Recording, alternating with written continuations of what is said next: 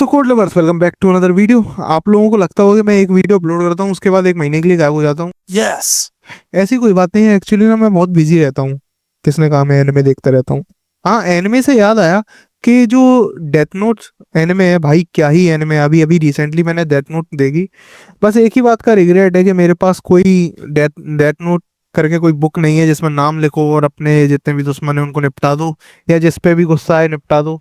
देख, तेरे को भी दुख है, इसको भी दुख है, और मेरे को भी एक छोटा सा दुख है। तो बैक टू द टॉपिक। अभी मैं नोटपैड यूज कर रहा था एक दो दिन पहले और मेरे दिमाग में आया काश मेरे पास भी एक डेथ नोट होता। फिर मैंने सोचा कि क्या मैं अपनी पूरी कोडिंग की शक्तियां लगा के डेथ नोट बना सकता हूँ। और हाजिर है आपके सामने डेथ नोट, एक टेक्स्ट एडिटर जिसमें आप किसी का भी नाम लिखोगे। ऑब्वियसली वो नहीं मरेगा भाई। कोई तांत्रिक नहीं हूं मैं, आईआईटी बाबा तो नहीं कि अपनी जादू चलाए और कुछ भी कर। चूतिया बनाया तुमको। ठीक है। हमारा text editor basically normal text editor से थोड़ा अच्छा दिखता है क्योंकि पुराना वाला बोरिंग था। एक बार देख लेते हैं कैसा है अपना टेक्स्ट एडिटर। तो this is our text editor. और अभी मैंने वो थीम म्यूजिक बंद कर दिया है क्योंकि जैसे ही मैं बार बार एडिटर खोला तो वो थीम म्यूजिक चलने लगता है। जब आप लोग चलाओगे तो उस थीम म्यूजिक को सुनने में मजा आएगा। अभी मैं रिकॉर्ड कर रहा हूँ तो वो रिकॉर्ड में परेशानी कर रहा था, लेकिन आप लोगों ने देख ही लिया होगा जैसे ही मैंने ऑन करा तो वो थीम म्यूजिक बजने लगा। तो ये एक टेक्स्ट एडिटर है और टेक्स्ट एडिटर में हम लोग क्या करते हैं? हाँ, बहुत ऑब्वियस क्वेश्चन है, लिखते ही हैं बेसिकली। सो अभी के लिए सेट आओ।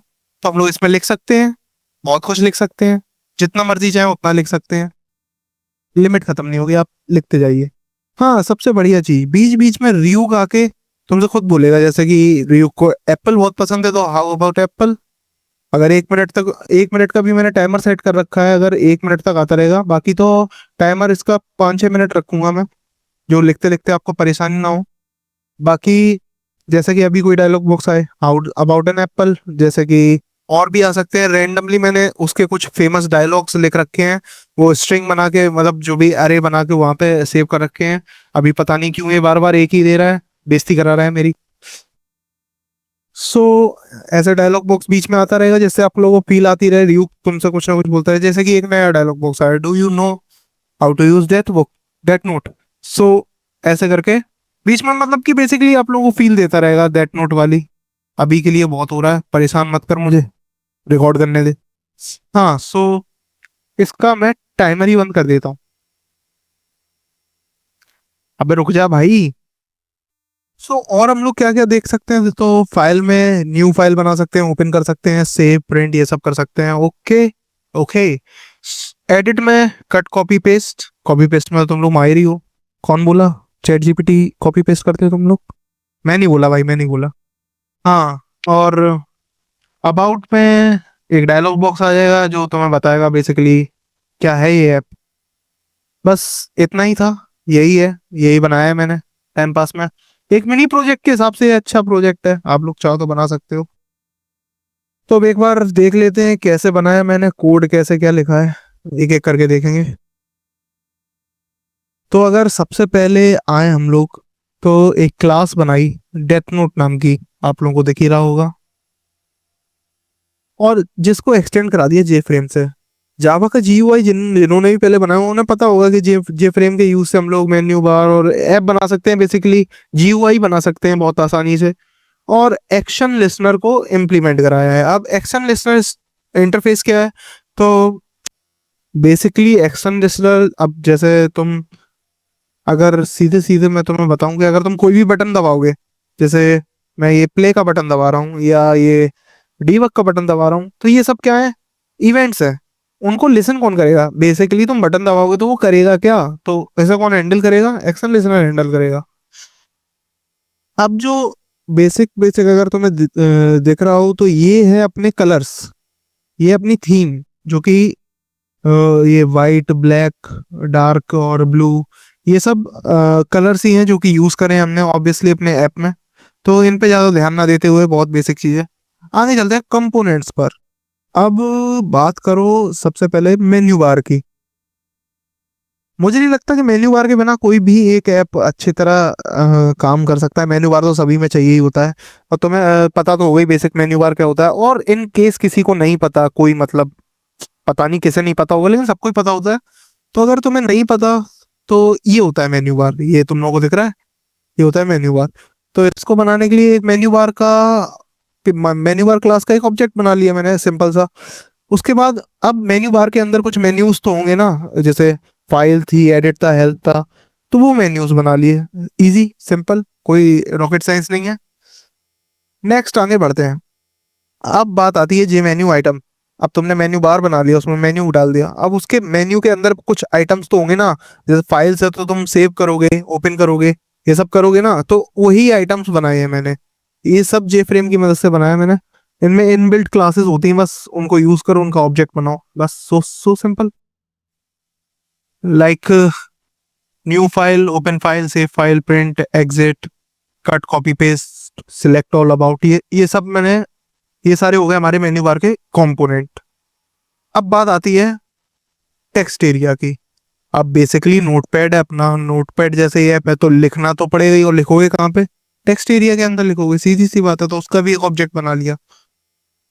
अब बात करते हैं स्टेटस बार की। अब स्टेटस बार क्या होता है? तो अगर मैं दोबारा से रन करूं ऐप और तुम्हें दिखाऊं, तो ये है अपना स्टेटस बार। अगर तुम्हें नीचे दिख रहा हो, मैं जूम कर दूंगा, कोई बात नहीं। तो ये है अपना स्टेटस बार। अब जैसे रेडी दिखा रहा है, अगर मैं कोई और फाइल ओपन करूं, एक मिनट, वेट अ मिनट, और ओपन करने के बाद मान लो मैंने ये वाली फाइल ओपन की, सो नीचे लिखे आ रहा है सोल ओपन। यहाँ पे सोल बेसिकली ऐसे ही मैंने फन के लिए लिख दिया। वैसे फाइल ओपन मतलब इसका मतलब यही है कि फाइल ओपन हो गई। सो ये अपनी फाइल ओपन हो गई। तो स्टेटस बार यही काम करता है कि तुम कुछ भी कर रहे हो वो वहां पर स्टेटस में बता देगा। तुमने कॉपी करा, पेस्ट करा, सेव करा, कुछ भी करा, obviously. Now Easter egg component कुछ नहीं, वो बार बार जो बीच में डायलॉग बॉक्स आ रहा था ना, मुझे परेशान कर रहा था, वो मैंने उसका टाइम बढ़ा दिया। सो यही है। मतलब मैंने एक टाइमर का एक रेफरेंस बनाया है जो कि आगे यूज होगा। उसके बाद मैंने एक इंटरवल बना दिया कि कितने टाइम बाद वो रिपीट हो, बार बार जो डायलॉग बॉक्स आ रहा था वो कितने टाइम बाद रिपीट हो। और एक स्ट्रिंग अरे बनाई है जिसमें कोट्स लिखे हैं, जो मैंने तुम्हें बताया नहीं था बार बार, पता नहीं ये बार बार इसी पे क्यों अटक गया था। हाँ, रैंडम फंक्शन यूज करा है, रैंडमली सिलेक्ट करता है। ठीक है। सो ये जो है डायलॉग बॉक्स आते रहेंगे बीच बीच में, लिखते लिखते तुम्हें फील आती रहे कि हाँ, जस्ट फन पर्पस। कोई पॉइंट नहीं है, मतलब कोई लॉजिक नहीं है। इसे हटा भी सकते हो, तुम्हारी मर्जी। उसके बाद जो शुरू में मैंने जब ऐप ओपन करा था तो एक म्यूजिक बजा था, तो वो क्लिप की मदद से बजा। इसका मैंने एक रेफरेंस बनाया जो कि आगे यूज होगा एज ऑब्वियस। सारे कंपोनेंट बनाने के बाद इनको कंस्ट्रक्टर में, जो भी अपनी क्लास है उसके कंस्ट्रक्टर में इनिशियलाइज करना पड़ता है। अब सबसे पहले हम लोग डिसाइड करेंगे कि अपना टाइटल क्या होगा। जो ऐप खुलेगी तो सबसे पहले टाइटल क्या दिखेगा? Obviously date note. उसकी बाउंड्री हम लोग सेट कर देंगे कि उसके डायमेंशंस क्या होंगे। और ये हमारा क्लोज ऑपरेशन, बेसिकली क्लोज करने के लिए। अब इसे थोड़ा अगर मैं स्मॉल, कौन सा स्मॉल करूं? सो इसकी बात करते हैं हम लोग। ये क्या है? अब तुमको अगर मैं ऐप दिखाऊं, तो अगर तुम इसके आइकन को देखो, तो ये डेथ नोट का आइकन है। कौन सा वाला? मैं तुम्हें दिखाई देता हूँ। ये वाला आइकन जो है वो डिस्प्ले हो रहा है। अगर ये वाला आइकन नहीं डिस्प्ले कराना होता तो वो डिफॉल्ट एक आइकन होता है जावा का, वो डिस्प्ले हो रहा होता है ऐप पे। सो अभी के लिए कोड बस इतना ही लिखा है। वो बेसिकली इतना सा कोड है जो कि चेंज कर देता है तुम्हारे ऐप के आइकन को, और ज्यादा कोई काम नहीं है इसका। बस तुम जो भी फाइल से, जो भी इमेज से चेंज कराना, उस इमेज को इधर फाइल उसका पाथ दे दो तो वो चेंज कर देगा। ट्राई कैच इसलिए लगा है कि अगर उसको इमेज नहीं मिली, नल रिटर्न करेगा। नल रिटर्न करेगा, अपना प्रोजेक्ट क्रैश हो जाएगा। सो बेसिकली क्रैश नहीं होना चाहिए ना, बेइज्जती हो जाएगी। मेन पार्ट आता है इनका, एक एक करके समझते हैं क्या है। सबसे पहले प्ले थीम म्यूजिक। नाम ही ऐसे लिखे हैं, तुम लोगों को समझ में आ गया होगा। ये वाला मेथड क्या मदद कर रहा है? म्यूजिक को प्ले करने में मदद कर रहा है। जब भी अपना ऐप स्टार्ट हो तो ये यहाँ दैट नोट डॉट ये भी अपनी रिसोर्सेज फोल्डर में है। ये रही अपनी फाइल, म्यूजिक फाइल। इसको लो, और जैसे ही ऐप स्टार्ट हो इसको लूप पे बार बार चलाते रहो जब तक ऐप तुम्हारा चलता रहेगा। ठीक है। और ट्राई कैच सेम, अगर तुम्हें फाइल नहीं मिली नल रिटर्न करेगा, क्रैश हो जाएगा, इसलिए ट्राई कैच लगाया है। तो होप तुम्हें पहला वाला फंक्शन समझ में आ गया होगा, ज़्यादा दिक्कत नहीं आई होगी। Setup menu bar. Setup menu bar का मतलब क्या, मतलब जो भी तुमने ऊपर ये कंपोनेंट बनाए थे मेन्यू बार के, इनको सेटअप करना पड़ेगा, इनको पूरा बताना पड़ेगा कौन सा मेन्यू पोजीशन वगैरह उसकी कहाँ सेट रहेगी। तो उसके लिए मैंने मेथड बनाया है सेटअप मेन्यू बार मेथड। सबसे पहले बैकग्राउंड कलर डार्क होना चाहिए एज ऑब्वियस। डार्क नहीं होगा तो एक्चुअली आजकल के लोग ऑफेंड हो जाते हैं, पता नहीं लाइट से दिक्कत होती है, मेरे को भी होती है, आंखों में चुभता है साला। ओ, गाली नहीं देनी थी, सॉरी। अब और कुछ नहीं करा, पैडिंग वगैरह दे दी।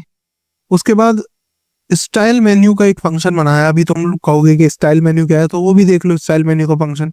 स्टाइल मेन्यू के फंक्शन में कुछ नहीं हो रहा है, वो बस तुम्हारा कलर सेट कर रहा है, फॉन्ट की स्टाइल कौन सी होगी, जो तुम्हारे फाइल एडिट हेल्प ये देखेंगे किस कलर के होंगे, कैसे होंगे, कितना साइज होगा इनका, इनके बीच में गैप कितना होगा, ये सब स्टाइल मेन्यू देखता है। तुम देख ही लिया होगा, समझ ही रहे होगे तुम लोग। और इनके अंदर जो भी तुम्हें एलिमेंट स्टाइल करवाना है वो तुमने पास करा दिए, जैसे फाइल और एडिट और हेल्प पास करा दिए, इन सब में स्टाइलिंग हो गई। बेसिकली अगर आसान समझो, बेसिकली अगर आसान शब्दों में समझो तो ये फाइल पहले इसने मेकअप नहीं करा था, और इस मेथड को यानी कि इसे पार्लर भेजने के बाद इस एलिमेंट ने मेकअप कर दिया, बस बात खत्म। इतनी सी बात थी। उसके बाद एक और मेथड मैंने बनाया है ऐड मेन्यू आइटम। अब इसमें भी तुम लोग कहोगे एज ऑब्वियस कि ये क्या कर रहा है, तो इसको भी देख लेते हैं। सेम चीज कर रहा है, स्टाइल मेन्यू आइटम। ये वाला जो फंक्शन है, वो वाला फंक्शन मेन्यू को स्टाइल करने के लिए था, मेन्यू का मेकअप करने के लिए था। ये वाला फंक्शन आइटम्स, जो मेन्यू आइटम्स होने वाले हैं, न्यू फाइल ओपन फाइल, इनका मतलब मेकअप करने के लिए है बेसिकली। और जो भी आइटम मेकअप हो जाए एक बार, तो उसको फिर भेज दो मेन्यू के अंदर, बस सिंपल। अगर एक बार तुम ये वाला फंक्शन भी देखना चाहो तो देख लो। कुछ नहीं, बस कलर वगैरह चेंज कर रहे हैं, और फॉन्ट साइज जो है, जो भी ये सब चेंज कर रहे हैं बस। हाँ, बेसिकली ये चीज समझने की है, इसको समझो। तो जो हमारा एड माउस लिसनर, यहाँ पर हम लोगों ने इवेंट एक्शन लिसनर का यूज करा है, जो हमारा इंटरफेस था उसका। सो यहाँ पर हम लोग कैप्चर कर रहे हैं कि जब भी हम लोग माउस को उस मेन्यू आइटम पर लेकर जाएं, होवर करें, तो उसका बैकग्राउंड कलर चेंज हो जाए और टेक्स्ट कलर चेंज हो जाए। सिमिलरली जब हम लोग माउस को हटाएं वहां से, तो उसका बैकग्राउंड कलर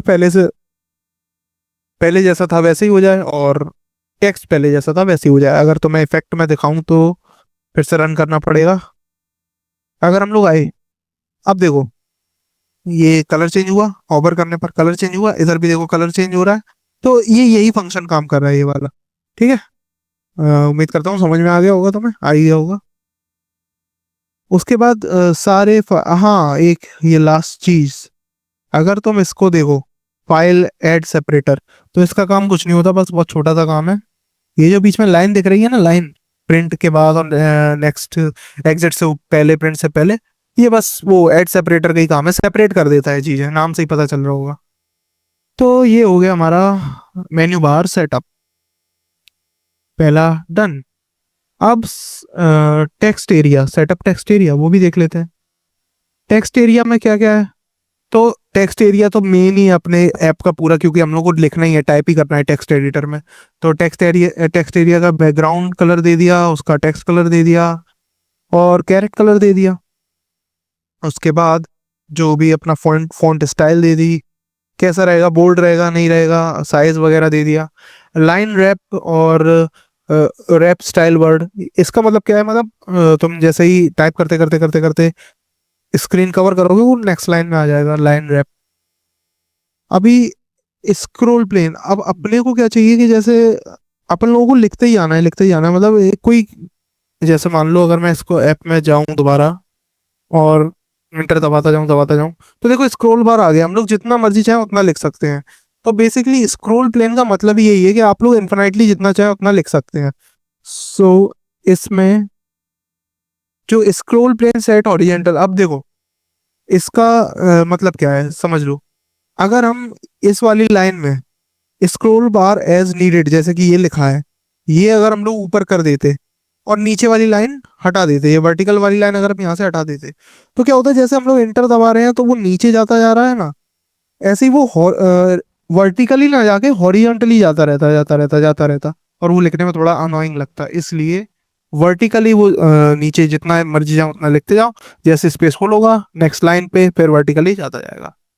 तो यही काम है बस। स्क्रॉल बार भी हम लोग कस्टम वाला यूज कर रहे हैं, मतलब कस्टम क्या ही बनाया, बस उसका कलर चेंज कर दिया मैंने, वो मैं तुम्हें आगे दिखा दूंगा। स्क्रॉल बार क्लास बनाई है उससे। ओके, तो ये हो गया हमारा टेक्स्ट एरिया। अब चलते हैं अपने स्टेटस बार पे। स्टेटस बार इंपॉर्टेंट है।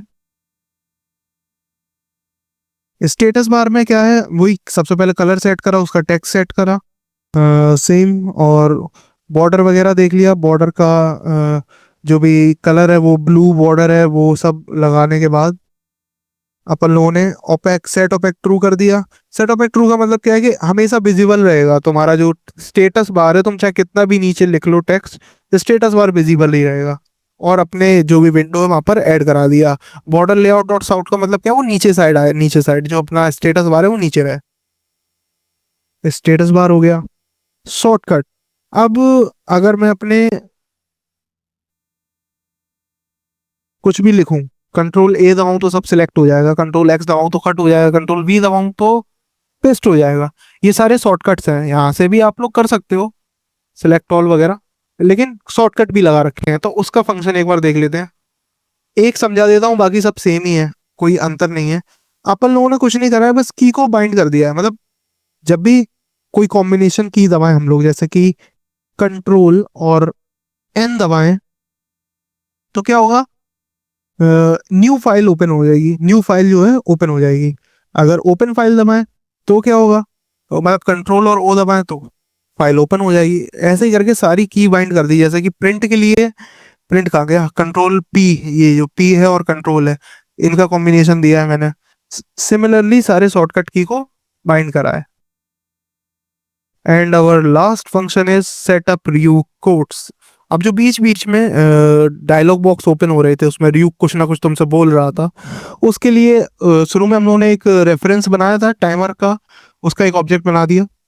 उसके अंदर जब भी टास्क शेड्यूल हो, मतलब कि जब भी तुम्हारा टाइम कंप्लीट हो, जो भी टाइमर तुमने रख रखा है, जो टाइम इंटरवल दे रखा है वो कंप्लीट हो, तो एक टास्क परफॉर्म हो। वो टास्क क्या हो, सो रियू कोड्स। अब इस टास्क के अंदर क्या हो रहा है, कुछ नहीं हो रहा है, एक रैंडम ऑब्जेक्ट हम लोग बना रहे हैं, और वो जो अरे की स्ट्रिंग की अरे थी ना, उसमें से एक स्ट्रिंग ले रहे हैं, और एक स्ट्रिंग को लेने के बाद यहाँ पर शो करा दे रहे हैं।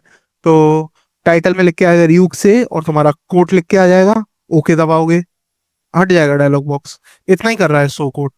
सो ये हो गया हमारा रियू कोड्स वाला मेथड। अब एक फाइनल चीज हम लोग देख लेते हैं। फाइनल चीज क्या है, हाँ, जो हम लोग अबाउट पे क्लिक करेंगे तो उसके लिए मैंने एक डायलॉग बॉक्स डिजाइन करा है, वो भी देख लेते हैं।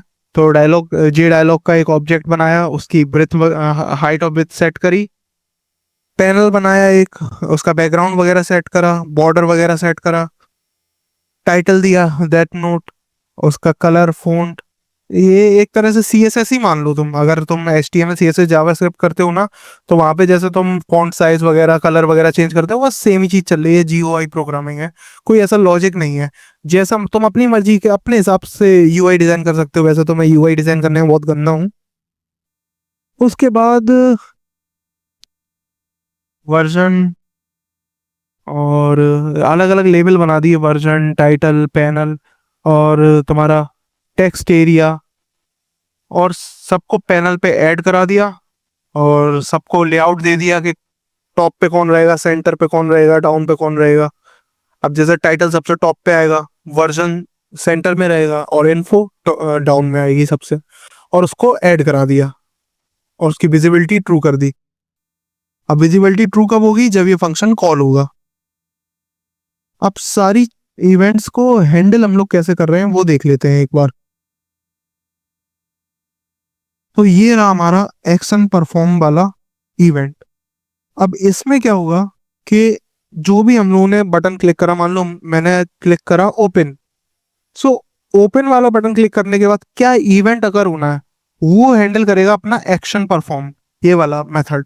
अब इसमें क्या होगा कि वो एक स्ट्रिंग में कमांड को स्टोर कर लेगा। अब कमांड कौन सी होने वाली है, तो शुरुआत में जैसे कि ये न्यू कमांड मैंने बनाई थी, या ओपन कमांड, या सेव कमांड, तो इन सबको, इनमें से जो भी एक्शन परफॉर्म हुआ होगा वो कहाँ स्टोर हो जाएगा, कमांड के अंदर स्टोर हो जाएगा।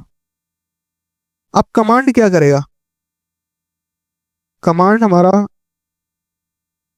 स्विच केस हम लोगों ने लगाया। अब तुम लोग चाहो तो इफ एल्स भी लगा सकते हो। अब क्या है, अगर केस न्यू है, मतलब कि मैंने न्यू पे क्लिक करा है, तो टेक्स्ट एरिया में जो भी टेक्स्ट है उसे हटा दो, एम्प्टी कर दो, और स्टेटस बार को अपडेट कर दो न्यू फाइल क्रिएटेड।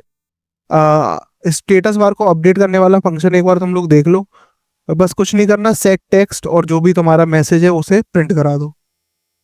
ऐसे ही अगर सेव हो तो सेव फाइल वाला फंक्शन कॉल हो जाए, ओपन हो तो ओपन फाइल वाला फंक्शन कॉल हो जाए, प्रिंट हो तो प्रिंट फाइल वाला फंक्शन कॉल हो जाए। सेम एग्जिट के लिए एग्जिट, सिस्टम एग्जिट कर देंगे हम लोग। और ये तो कट कॉपी पेस्ट तो सब टेक्स्ट एरिया में इनबिल्ट ही फंक्शन होते हैं, उनका हम लोगों ने यूज कर लिया। जब अबाउट पे क्लिक करा जाएगा तो शो अबाउट डायलॉग वाला मेथड कॉल हो जाएगा। इस तरह से हम लोग सारे इवेंट हैंडल कर रहे हैं। अब सेव फाइल और ओपन फाइल वाले फंक्शन लगभग लगभग सेम है। मैं तुम्हें सेव फाइल वाला समझा देता हूँ, जैसे तुम ओपन फाइल वाला ऑटोमेटिक समझ ही जाओगे। जी फाइल चूजर।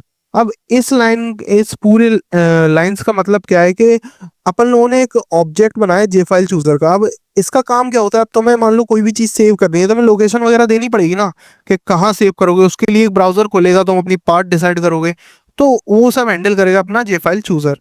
अब एक फिल्टर बनाया हमने कि अपनी जो भी नोटपैड है, चाहे वो फाइल सेव कर रहा हो या ओपन कर रहा हो, वो सिर्फ टेक्स्ट फाइल ही सेव या ओपन कर सकता है।